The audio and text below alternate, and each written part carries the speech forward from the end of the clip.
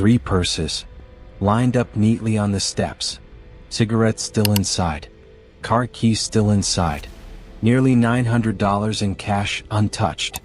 A book lay open on a bed, reading glasses resting beside it, as though someone had only just set them down for a moment. In the bathroom, damp washcloths were draped over the sink. Makeup wipes sat crumpled on the counter. A migraine tablet, something a young woman never went anywhere without, remained on the shelf. Her jewelry was folded carefully into the pocket of her shorts. Her shorts were folded neatly on top of her sandals. A small Yorkshire Terrier paced the hallway, anxious and unsettled, rushing toward anyone who came through the door. The television in one bedroom had been left on, broadcasting nothing but static. Everything in that house on East Delmare Street said that 3 women had come home for the night, settled in and gone to sleep. But when the sun came up on June 7, 1992, not one of them was there. Springfield, Missouri in the early 1990s was a city that carried its identity quietly. Nestled near the edge of the Ozark Mountains with a population approaching 140,000, it was the kind of community where people knew their neighbors, took pride in their routines, and rarely imagined that something irreversible could reach into a home on an ordinary residential street and take everything inside it. The 3 women who lived or slept in that house on East Delmare Street were not strangers to ordinary life. Sherrill Levitt was a 47-year-old cosmetologist who had raised her family in Springfield after relocating from Seattle. Her daughter Suzie was 19 and had just graduated from Kickapoo High School days earlier. Stacy McCall was 18, one of Suzie's closest friends from that same graduating class, spending the night after a round of graduation parties. None of the 3 women were reckless. None were impulsive.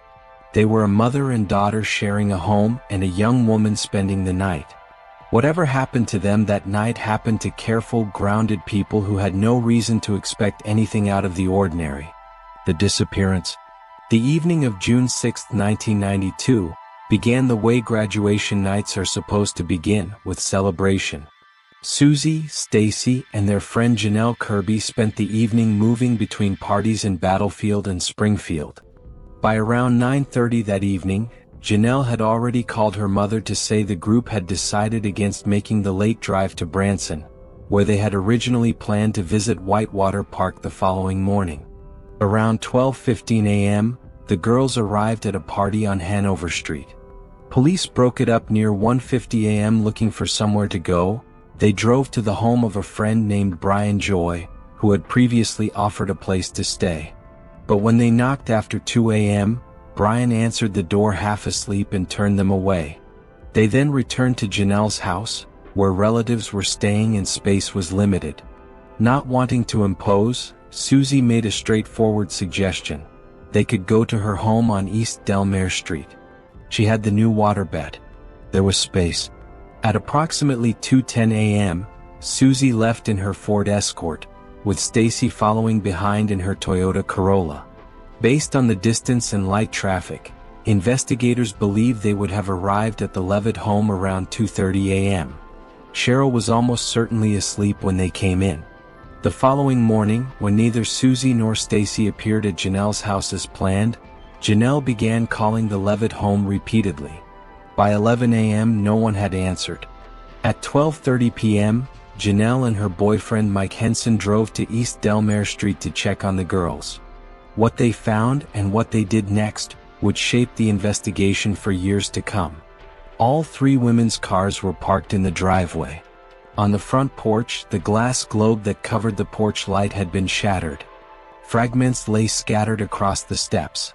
Mike, concerned that Janelle, who was barefoot, might step on the broken pieces, swept them up and threw them away. He did not yet understand that he may have been discarding evidence from a crime scene. The front door was unlocked. Inside, Cinnamon the Yorkshire Terrier was pacing and agitated. The bedrooms appeared to have been slept in, sheets wrinkled, beds unmade. In Sherrill's room, a book lay open on the mattress, reading glasses resting on the nightstand beside it. In another bedroom, Stacy's clothing from the night before was folded precisely, her necklace tucked inside a pocket. Her sandals were stacked beneath her shorts. Everything suggested that these women had come home, wound down, and prepared for sleep. But they were gone. Janelle and Mike did not call police. They left and spent the afternoon at a local water park. That same day, Stacy's mother Janice McCall also visited the home. She found the front door unlocked, a television playing static, and the three women's purses grouped on the steps. Cigarettes, makeup, car keys, and nearly $900 in cash still inside. Janice also heard a voicemail on the answering machine, an unfamiliar male voice that was accidentally deleted during playback. Growing increasingly alarmed, she used the house phone to report the women missing. By the time Springfield Police Department Officer Rick Bookhout arrived at approximately 9 p.m. that Sunday evening, at least 18 people, family members, friends, and acquaintances, had already moved through the house. Dishes had been washed. Ashtrays had been emptied. Surfaces had been touched, moved, and rearranged. The forensic integrity of the scene had been irreversibly compromised before a single officer set foot inside. Officer Bookhout's observations confirmed what visitors had already noted. No forced entry, no sign of a physical struggle, and compelling evidence that Suzie and Stacy had been preparing for bed. Makeup had been removed. Damp washcloths sat in the bathroom. Stacy's migraine medication, something she never went without, sat untouched on a shelf. Based on the clothing found near the bed, investigators later concluded that Stacy had most likely left the house wearing only a t-shirt and underwear.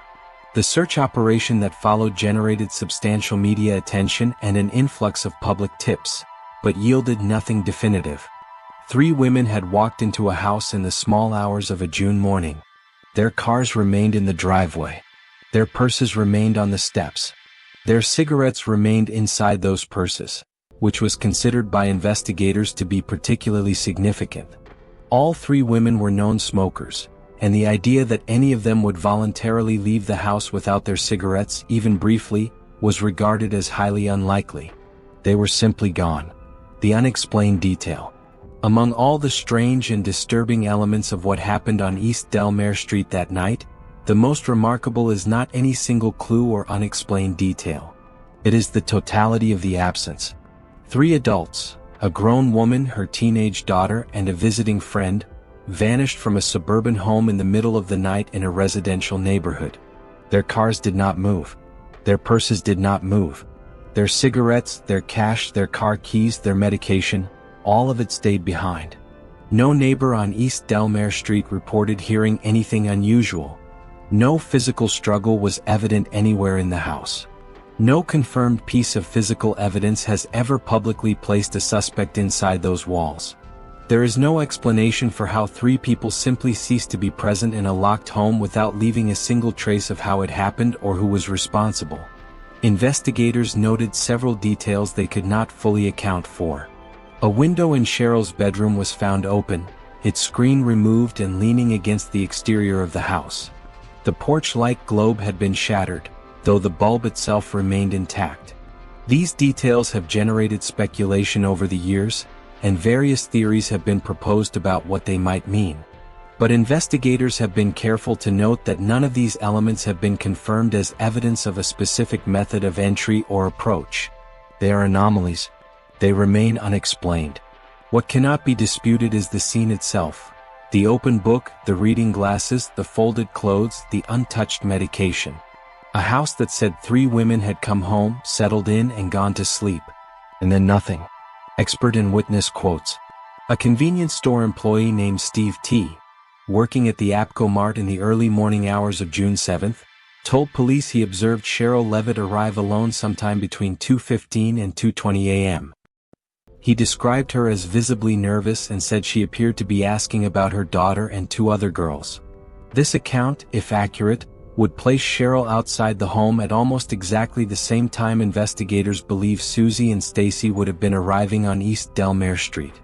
It is a detail that has never been fully reconciled with the rest of the timeline. It also remains unverified.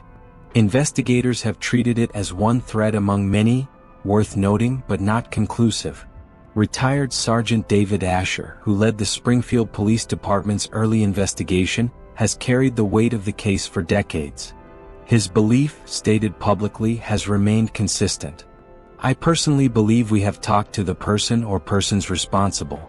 It is a statement that confirms investigators had suspects.